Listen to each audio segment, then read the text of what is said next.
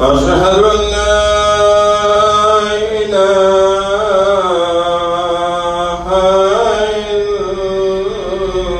الله. أشهد أن محمدًا رسول الله. أشهد أن محمدًا رسول الله. حي على الصلاة.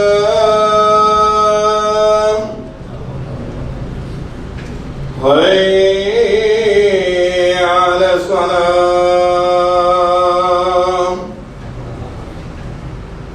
حي على الفلاح.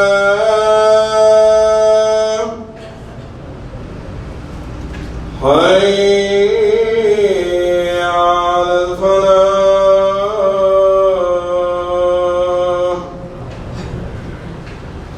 الله أكبر الله أكبر. لا إله إلا الله.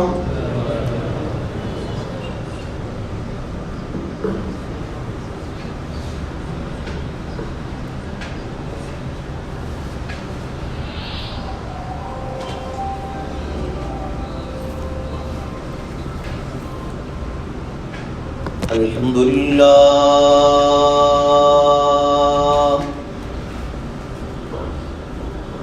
الحمد لله نحمده ونستعينه ونستغفره ونؤمن به ونتوكل عليه ونعوذ بالله من شرور أنفسنا ومن سيئات أعمالنا. من يهده الله فلا مضل له ومن يضلل فلا هادي له. وأشهد أن لا إله إلا الله وحده لا شريك له. وأشهد أن محمدًا عبده ورسوله أرسله بالحق بشيرا ونذيرا وداعيا إلى الله بإذنه وسراجا منيرا. أما بعد فإن خير الحديث كتاب الله وخير الهدي هدي محمد صلى الله عليه وسلم وشر الأمور محدثاتها وكل محدثة بدعة وكل بدعة ضلالة وكل ضلالة في النار. من يطع الله ورسوله فقد رشد واهتدى ومن يعص الله ورسوله فقد ضل وغوى. اللهم صل على محمد وعلى آل محمد كما صليت على إبراهيم وعلى آل إبراهيم إنك حميد مجيد. اللهم بارك على محمد وعلى آل محمد كما باركت على إبراهيم وعلى آل إبراهيم إنك حميد مجيد. أعوذ بالله السميع العليم من الشيطان الرجيم. بسم الله الرحمن الرحيم. وإلهكم إله واحد لا إله إلا هو الرحمن الرحيم إن في خلق السماوات والأرض واختلاف الليل والنهار والفلك التي تجري في البحر بما ينفع الناس وما أنزل الله من السماء من ماء فأحيا به الأرض بعد موتها فبث فيها من كل دابة وتصريف الرياح والسحاب المسخر بين السماء والأرض لآيات لقوم يعقلون. اللہ مالک الملک کی حمد و ثنا اسی کے لیے تعریفات، تسبیحات، کبریائی اور بزرگی جو اپنی ذات اور اپنی ایک ایک صفت میں بالکل اکیلا، منفرد، بے مثل اور بے مثال ہے، اللہ کی طرف سے، اللہ کے فرشتوں کی طرف سے اور ہم سب مسلمانوں کی طرف سے صلاۃ و سلام خاتم الانبیاء حضرت محمد مصطفیٰ صلی اللہ علیہ وسلم کی ذات اقدس پر، جو اللہ کے آخری نبی اور رسول بن کر مبعوث ہوئے، اپنے مالک کا پسندیدہ دین اسلام اور آخری سچا آسمانی صحیفہ قرآن پاک ہم تلک منون پہنچا کر اس دنیا سے رخصت ہو گئے۔ سورۃ البقرہ کی آیت نمبر 162 تلک پچھلے خطبہ جمعہ میں ہماری گفتگو ہوئی تھی۔ آج آیت نمبر 163 اور 164 میں نے آپ کے سامنے تلاوت کی ہیں۔ مختصر تفسیر بیان ہوگی۔ رب العالمین نے ارشاد فرمایا وَإِلَٰهُكُمْ إِلَٰهٌ وَاحِدٌ، اور تمہارا معبود ایک ہی ہے، لا الہ الا ہو، اس کے علاوہ اور کوئی عبادت کے لائق نہیں، الرحمن الرحیم، جو بڑا مہربان اور نہایت رحم کرنے والا ہے۔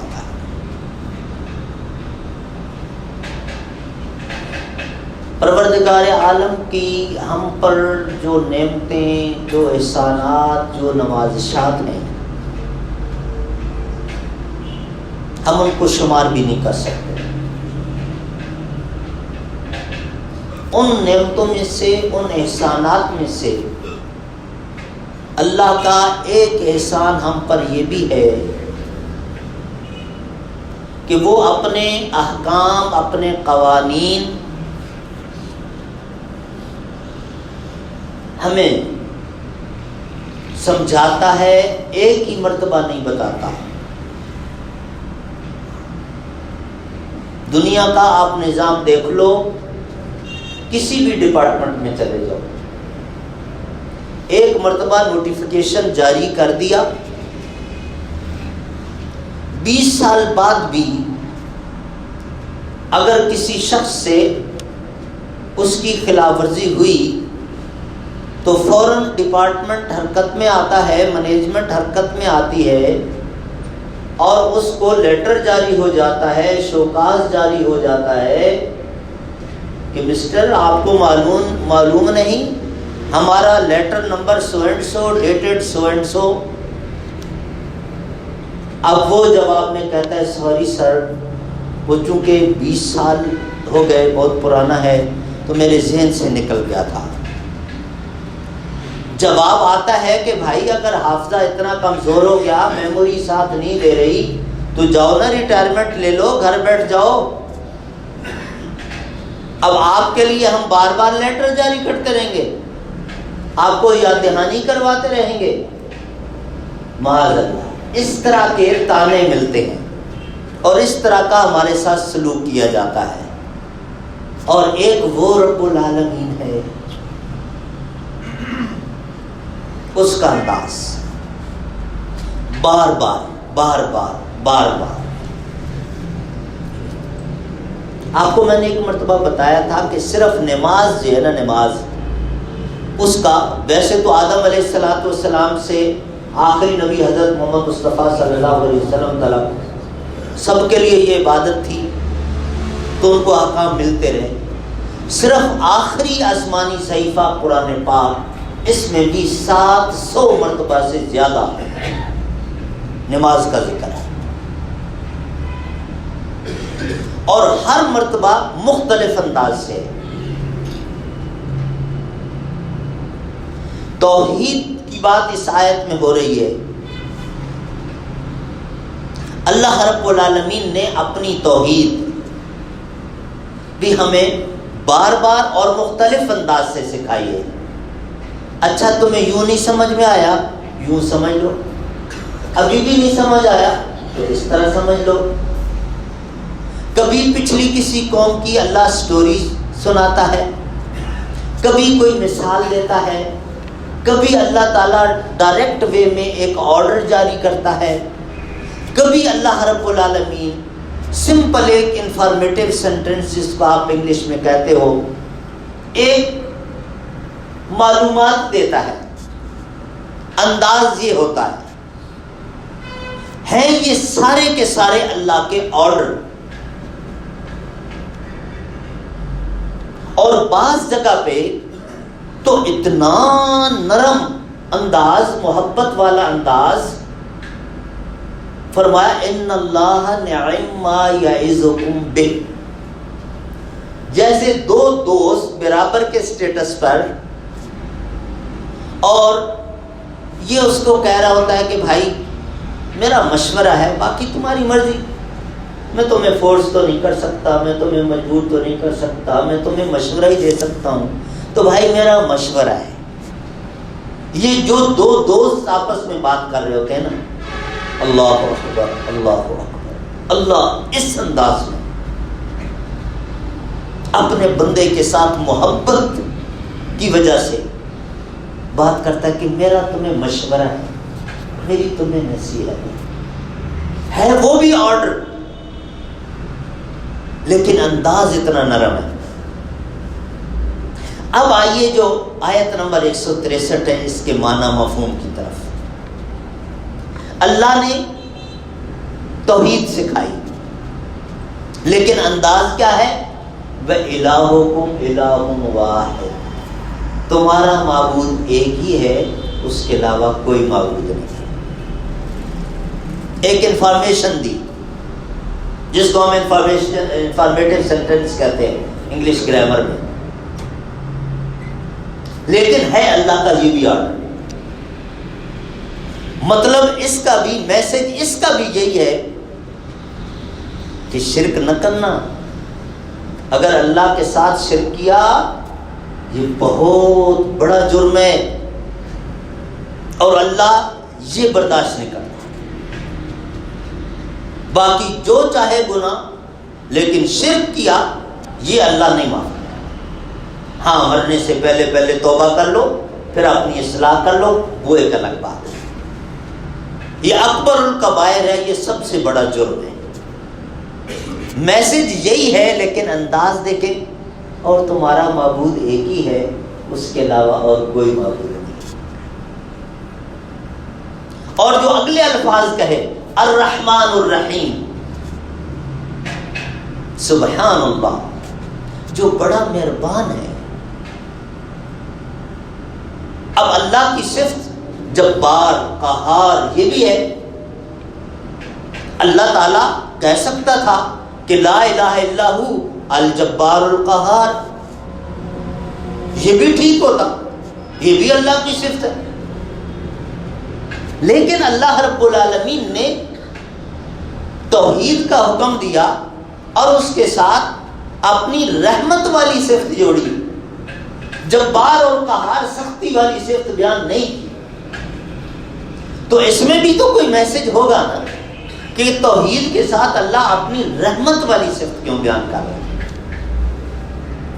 بے شمار باتیں ہو سکتی ہیں، ہم صرف ایک دو ذکر کرتے ہیں۔ ایک بات تو بڑی سادہ سی ہے کہ کوئی بھی بات انسان کا ایک اپنا مزاج ہے، پیار سے زیادہ اچھی طرح سمجھ آتی ہے یا ڈنڈے سے اچھی طرح سمجھ آتی ہے،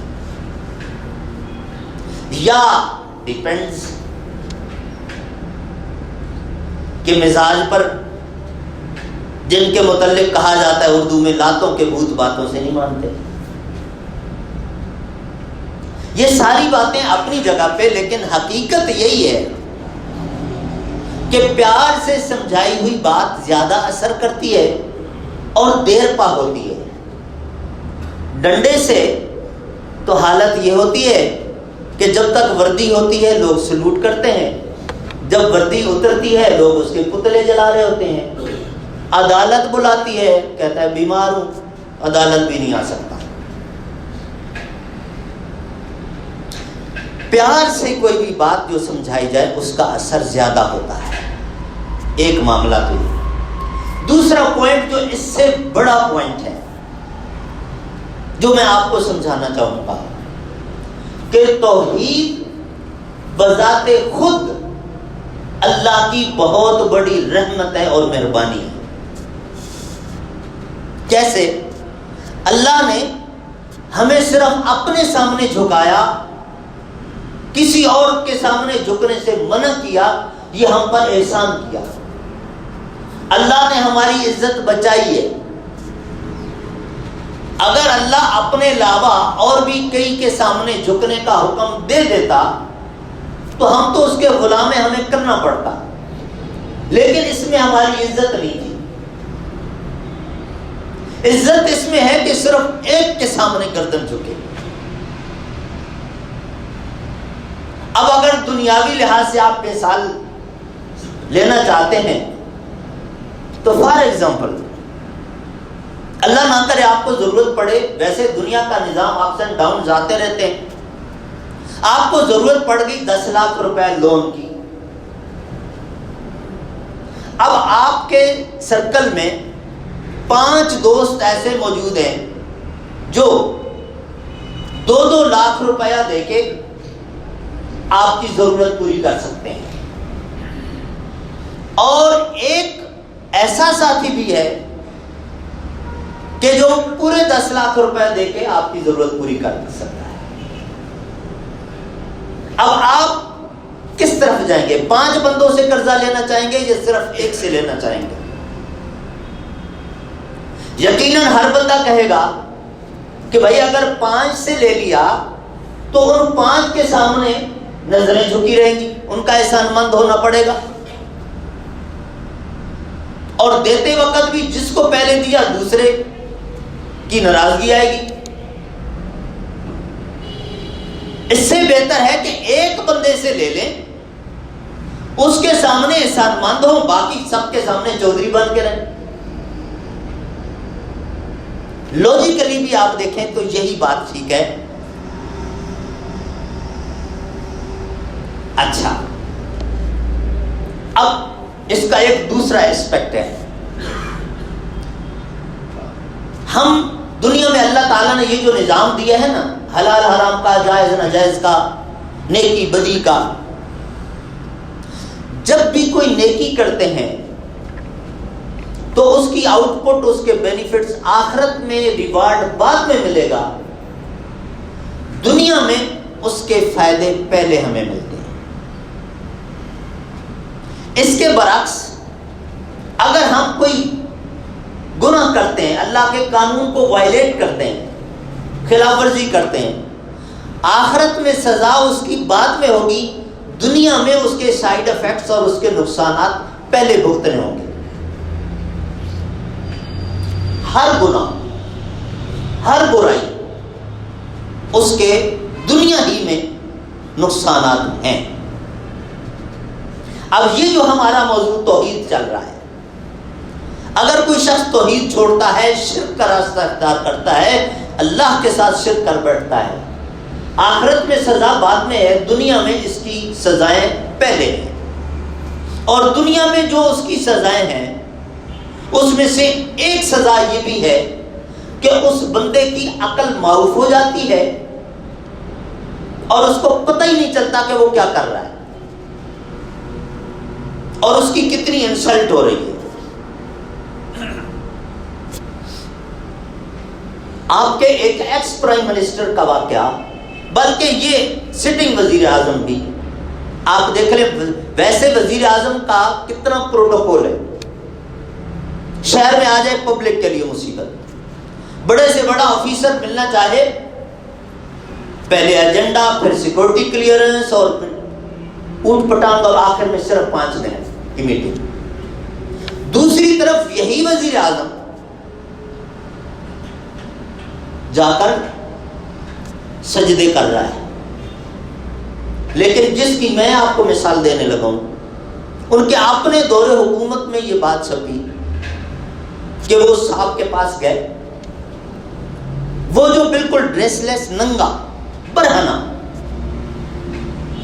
میلا کچیلا، کبھی پانی کو ہاتھ نہیں لگایا، جو پاس جاتا ہے بات کرتا ہے وہ گالی دیتا ہے، اور ایک چھوٹا سا اس نے ڈنڈا رکھا ہوا ہے تبرک کے طور پہ، وہ ڈنڈا مارتا ہے۔ پرائم منسٹر بھی گیا اور اس نے وہی سلوک جو باقیوں کے ساتھ کرتا ہے، گالی بھی دی، ڈنڈا بھی مارا، اور یہ کہتا ہے سبحان اللہ، اب 5 سال حکومت پکی ہے، اور اسمبلیاں پھر بھی ٹوٹ گئی تھی۔ اب یہ کتنی بڑی ذلت ہے، ملک کا پرائم منسٹر، اور اس کو پتہ ہی نہ چلے کہ یہ جوتے پڑ رہے ہیں۔ اگر احساس ہو جائے نا، ریئلائز ہو جائے کہ میری انسلٹ ہو رہی ہے، تو پھر تو بندہ بچ جاتا ہے۔ جب احساس ہی نہ ہو، یہ ختم ہو جائے، یہ بہت بڑی سزا ہے۔ آپ کو میں ایک صحابی رسول کا واقعہ سناتا ہوں، شاید کچھ لوگوں کو یہ سیاستدانوں کی بات بری لگ رہی ہو، وہ زیادہ سمجھ آئے گی آپ کو۔ خود کہتے ہیں وہ صحابی رسول کریم صلی اللہ علیہ وسلم کے پاس آ کر، اللہ کے رسول، ہم اسلام لانے سے پہلے بھی تو اسی طرح کے انسان تھے، اور اپنے جیسا کسی کو سمجھتے بھی نہیں تھے، مگر حرکتیں تو ہماری ایسی تھیں کہ جانور بھی ہمیں دیکھ دیکھ کے ہنستے ہوں گے اپنی اپنی زبان میں، مگر اس وقت ہمیں کبھی احساس نہیں ہوا تھا۔ آج جب ہم نے آپ سے توحید سیکھی تو اب پتہ چلا کہ یہ جو اللہ نے کلام پاک میں ارشاد فرمایا مشرکوں کے لیے، اولئک کالانعام بل ہم اضل، یہ لوگ جانور ہیں، جانوروں سے بھی بدتر ہیں۔ آج پتہ چلا کہ واقعتاً ہم تو جانوروں سے بھی بدتر تھے۔ آپ صلی اللہ علیہ وسلم نے فرمایا کیا کہنا چاہتے ہو؟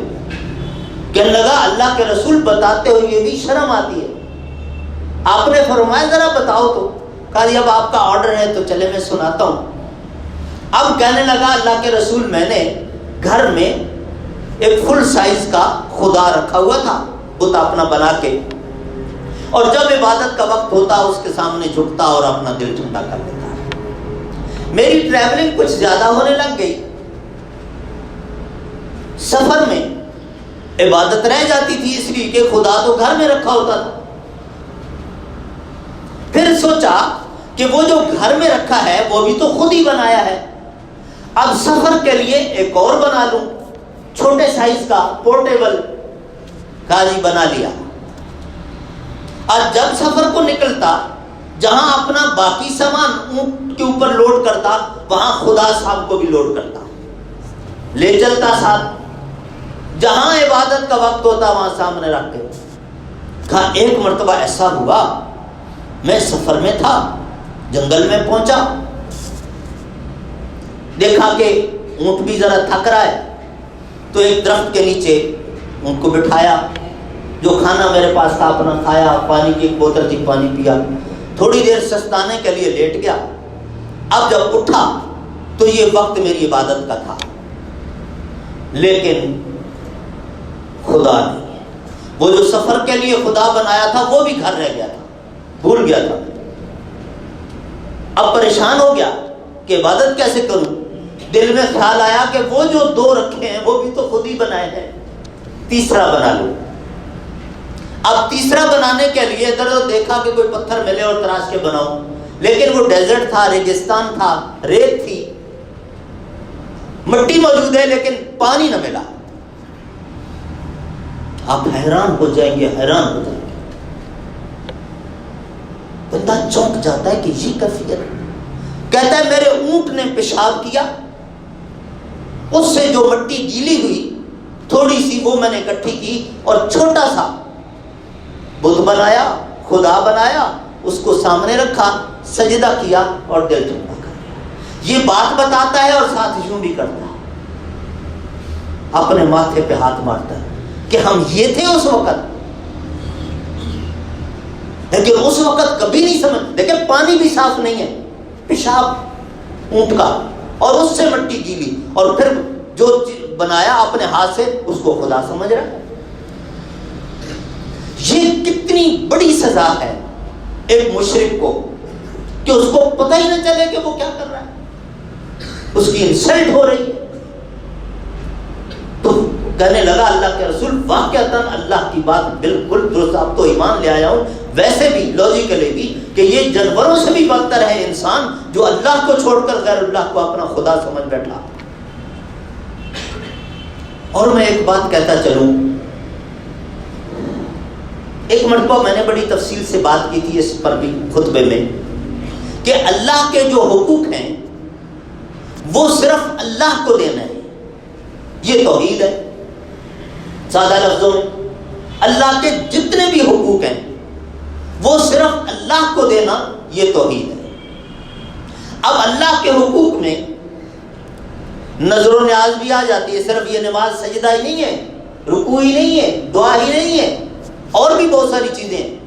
من حلف لغیر اللہ فقد اشرک ومن نظر لغیر اللہ فقد اشرک. نظر و نیاز، منت ماننا، یہ صرف اللہ کا حق ہے، اس کے علاوہ کسی اور کے نام کی تو شرک کیا.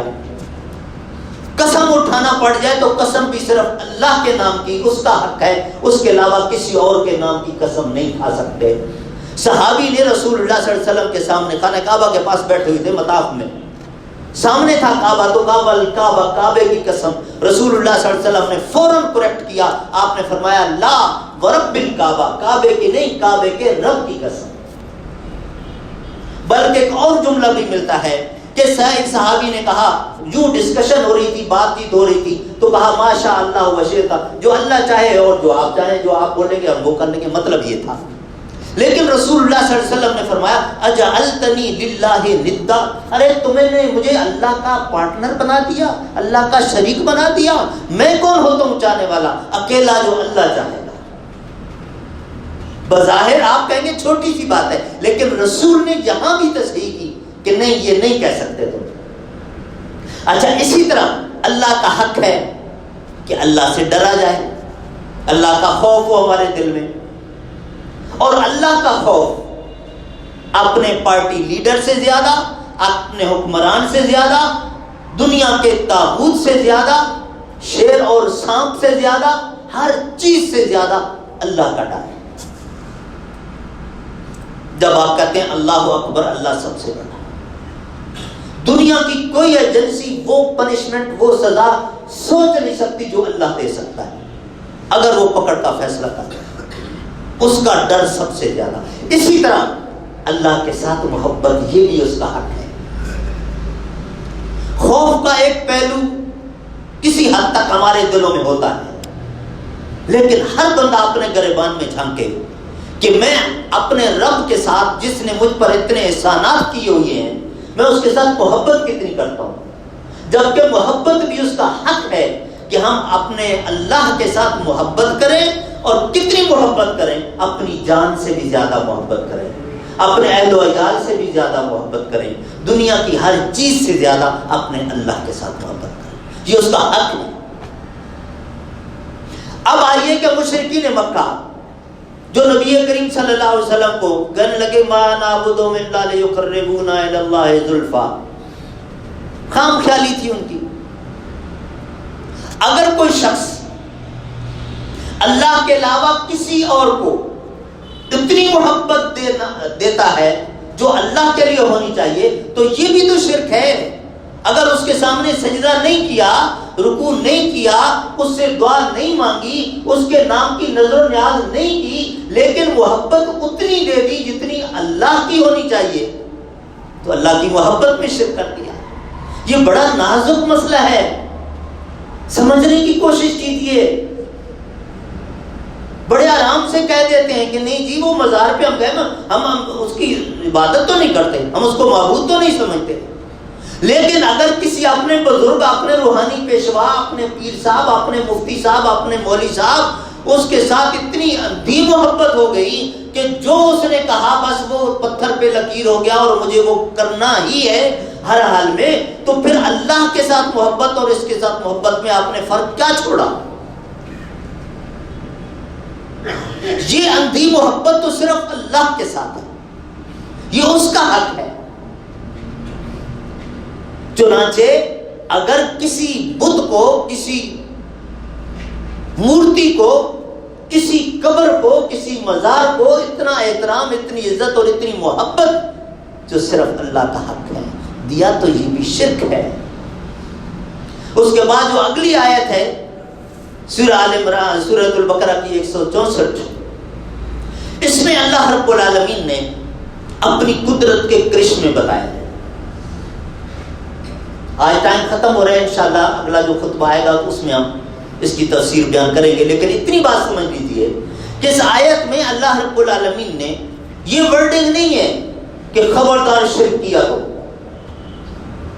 اللہ کی توحید میں کسی کو شریک ٹھہرایا تو پھر بہت سخت سزا ہوگی، اس پر مر گئے تو ہمیشہ کے لیے جہنم جاؤ گے، اللہ بالکل معاف نہیں کرے گا. یہ ورڈنگ نہیں ہے، لیکن پیغام یہی ہے. انداز ذرا مختلف ہے کہ رب العالمین نے اپنی قدرت کے کرشمے بتائے ہیں، ان پر ذرا غور کرو. زمین، آسمان، سورج، چاند، ستارے، دن رات، ان کا ذکر کیا، ہواؤں کا، بادلوں کا، اور پھر آخر میں کہا لآیات لقوم یعقلون. جو سمجھنا چاہتا ہے نا اس کو لمبے چوڑے خطبے اور لیکچر سننے کی ضرورت بھی نہیں ہے، کتابیں بھی لمبی چوڑی پڑھنے کی ضرورت نہیں ہے. میری کائنات کی ایک ایک چیز پر غور کرے، ہر چیز اس کو تعارف کروا رہی ہے کہ اللہ کون ہے. اللہ رب العالمین ہم سب کو اپنے مالک کو کما پہچاننے کی توفیق عطا فرمائے، ہم سب کا خاتمہ بالخیر فرمائے. سبحان ربک رب العزت عما یصفون وسلام علی المرسلین الحمد للہ رب العالمین.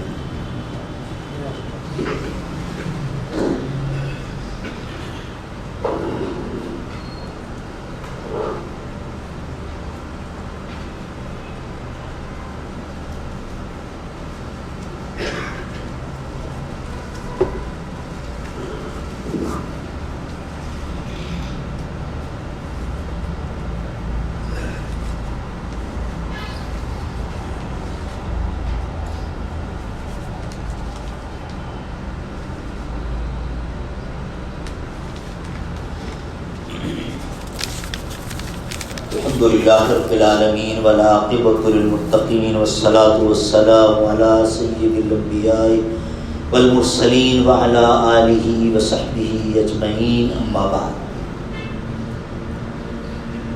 یہ مختلف پرچیاں ہیں، دعاؤں کے لیے کہا گیا ہے، اور مختلف حاجات ہیں انسان کی، ہر ایک کے ساتھ لگی ہوئی ہیں.